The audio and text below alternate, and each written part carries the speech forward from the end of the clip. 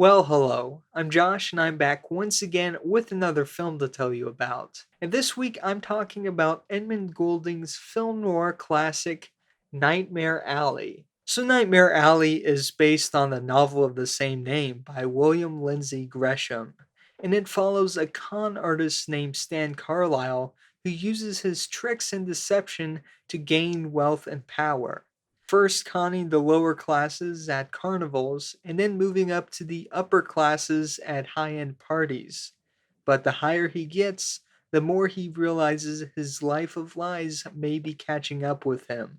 So when Gresham released his book back in 1946, actually a year before this film came out, it caused quite a stir in the public with just how dark and unrelenting it was. And it also gave the public a new insight into the tricks that would be used at carnivals, as well as just a look at the different types of con artists in general. It feels like almost everyone in the story has their own angle. And partly because of this controversy, the book became an instant bestseller, and soon it caught the eye of actor Tyrone Power. Now, at this time, Tyrone Power had made a name for himself in the swashbuckler action hero genre, and he's probably best known by most people today for playing Zorro. Power, however, had gotten quite tired of doing these same kind of roles over and over, and felt like he really wasn't being given that many chances to show his skills as an actor. So when Power saw the complex main character in this book, Stan Carlyle, he immediately wanted to play him in a movie.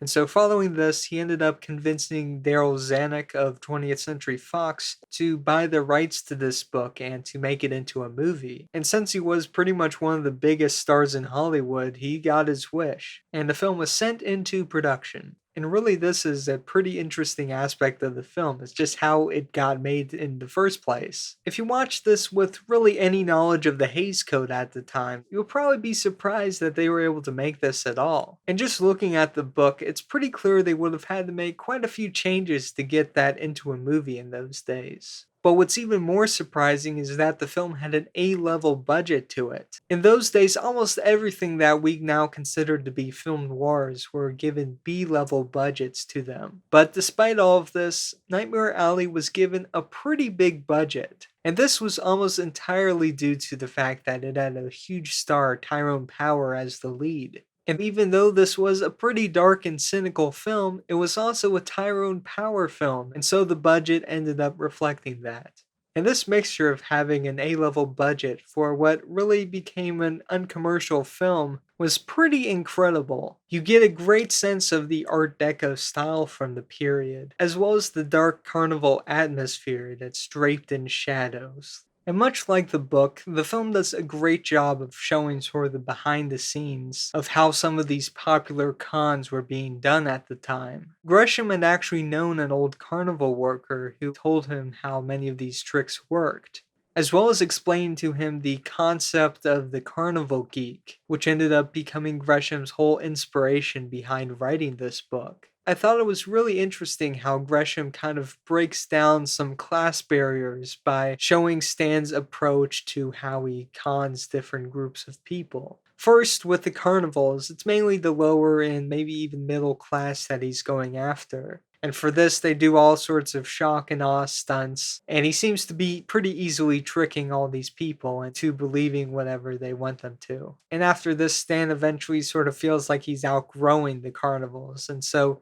he moves on to the big city to the higher class crowd. And here he becomes a psychic that tours all these high-end clubs. And he ends up doing pretty much the same thing for these wealthy guests. People who would have very likely scoffed at Stan's carnival shows were completely captivated by his new persona. But like I said, that's the funny thing. He doesn't actually change that much to his act. He really essentially just puts on a nicer suit and alters his name to completely convince this new group of people that he's an actual psychic. And when that gets old for him, he discovers the spiritualism movement. It was essentially the belief that through certain spiritually sensitive people, you could actually make contact with the spirits of dead loved ones. And though many people today might raise an eyebrow to this, it was actually considered by many to be a very legitimate thing. In fact, Sherlock Holmes creator Sir Arthur Conan Doyle was a believer in spiritualism. That being said, there were also quite a few who saw this as a scam and set out to disprove these mediums. Harry Houdini probably being the most famous of them. But so as I said, once Stan started to reach his peak as a psychic, he ends up becoming a minister in the spiritualism movement. He teams up with a corrupt psychiatrist and uses a millionaire's classified patient files to con him into believing that he can make contact with his dead fiancée. And one of the things I find really interesting about this story is that in one way, it kind of sets out to disprove all of these kind of cons that were being done at the time, specifically about being psychic. And yet, though Stan denies it, he seems to still have some level of psychic ability that he just doesn't acknowledge. I mean, several times throughout the film, he does these readings on people, and though a few things that he says about them could be assumed or possibly guessed through a Sherlock Holmes style glance over, he goes further, describing things about the person's life that he would have no possible way of knowing. And he's never wrong. Lilith, the psychiatrist, even asks him about this and how he knows certain things. And his only real answer is that he just says he has a feeling about it. I mean, it's definitely possible, I guess, that his subconscious kind of picks up on these things. But I just find it interesting that it still kind of rides the line between whether or not he actually has some sort of powers. And the same could be said for Xena's tarot cards. Even though many other aspects of her acts are clearly fake, every time she does card readings, she seems to predict what happens later in the film. And sure, it's essentially just a common literary way of foreshadowing, but I think this definitely works well and adds a touch of the supernatural to this otherwise very gritty and realistic look into the world of fakery. So as many of you probably already know, another version of this story was actually made just this past year by Guillermo del Toro. And this new version has already garnered quite a lot of praise and even some Oscar nominations. Del Toro's mentioned that he actually read the book and enjoyed it quite a bit way before he saw this version of the film. So he said he doesn't really consider this new one a remake as much as just a different adaptation of the book. And one of the biggest differences between the new version and the old version is that Del Toro's version cuts out the additional ending that producer Daryl Zanuck had them add to the 1947 film. Zanuck thought the book's original ending was way too bleak, and so he actually insisted that they write an additional ending which takes place after the original one, which brightens it up a bit. Now, though it's definitely not that great, it's definitely a better ending than, say, the one they do for The Magnificent Ambersons. I mean, thankfully, they just tacked on their additional ending to the actual ending, rather than replacing the original completely. But that being said, it's very clear where the book actually ends and the new Hollywood ending begins. And what's probably even more strange is the fact that the new ending is not that much happier than the original. I mean, they bring in a bit more cheery music and the lighting gets a bit softer, I guess, to give you cues that it's supposed to be happier. But essentially, not a whole lot changes for the character, making for a really odd tone for the film to end on. And ultimately, this left Zanuck and 20th Century Fox with a really great film critically that they had no idea how to sell. And I guess because of this, they didn't really try. Despite the huge budget, they did very little marketing for it. And when the film released to low box office numbers, I'm sure somewhat because of the lack of marketing, but the film was declared a flop, and the film was taken out of theaters and buried after just 2 weeks. And after giving the performance of a lifetime, Tyrone Power went back to doing his usual swashbuckler films, and Nightmare Alley would be hardly shown for the next 30 or so years. Power would get a few more chances to delve into these darker roles, like in Billy Wilder's Witness for the Prosecution, but ultimately he would consider this to be his best performance. Other iconic actors in this film, like Joan Blondell, also gave great performances. If you don't know, she was a huge star back in the day, primarily in the 30s during the pre-Code era, but by the time this film was made in the late 40s, she had already transitioned into doing more supporting roles, as she was seen by a lot of producers as being too old.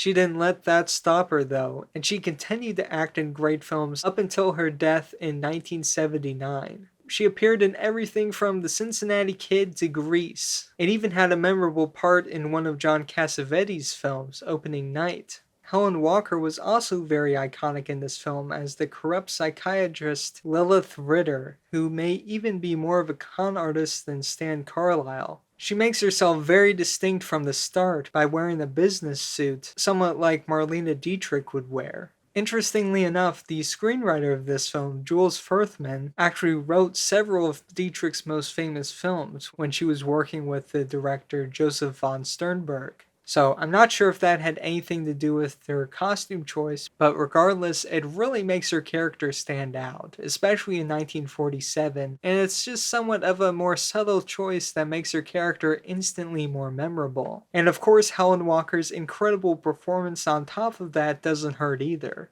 Coleen Gray also does a great job as Mary, Stan's, I guess, primary love interest in this film, and she is somewhat of a moral compass throughout this, and just how everyone else is so corrupt and out for their own goals, and she is the only one who seems to hesitate or go against any of Stan's schemes. She also has a very iconic scene in this film, and also probably one of the most memorable shots being the one where she is hooked up to the machine and electricity shoots from her hands in a very convincing effect shot. Guillermo del Toro even recreated this famous scene in his new film, and in comparison, the effects in the original still hold up quite well. So despite Nightmare Alley being shelved for several decades, it was periodically brought back and shown, and through that it developed a bit of a following. Still, it was very much considered to be a rare film, and didn't get a home video release until the mid-2000s. But that didn't stop it from becoming an influential film though. Film scholar and TCM host Eddie Muller even mentioned that after screening Nightmare Alley back in the 80s or 90s, someone came up to him and said that they ran scams guised under the New Age movement back in the day. And scammers back in those days would actually use a code phrase to identify fellow con artists. And this phrase they would use, in fact, would be, "Are you a friend of Stan Carlisle?" So if you'd like to watch Nightmare Alley, your options are a bit more limited for this one. Digitally, I wasn't really able to find it to rent or buy anywhere, and I saw it was streaming on the Criterion channel a couple months ago, but at the time of this recording, it's not up anymore. So unless things have changed by the time you're watching this, getting the film physically seems to be your best / only option. And once again, getting the Criterion edition is pretty much your best bet as far as that goes. Not only because of the high quality, but because the only other standard DVD out there is pretty much going for the same price. Not exactly sure why, other than it's probably hard to find. Like I said, this film was pretty much considered hard to find up until, I guess, when the Criterion version came out. And thankfully, they don't disappoint with this. As you can see, it's got some pretty cool artwork. The restoration is, of course, fantastic. It's got lots of bonus features as well, and it's even got some cool tarot cards like the one Xena uses in the film. So yeah, I'd definitely say it's worth it if you're interested in owning this. So now for the comment question, and I am wondering, have you seen either version of Nightmare Alley? Since the new film is pretty popular right now, I'm curious how many of you have seen it or now want to see the 47 version. And if you have, what did you think of it? Hit the like button if you enjoyed this video, and subscribe if you want to see some more of these review / recommendation videos. Be sure to keep watching movies, and I'll see you again soon. Quiet. Don't move. Stay where you are.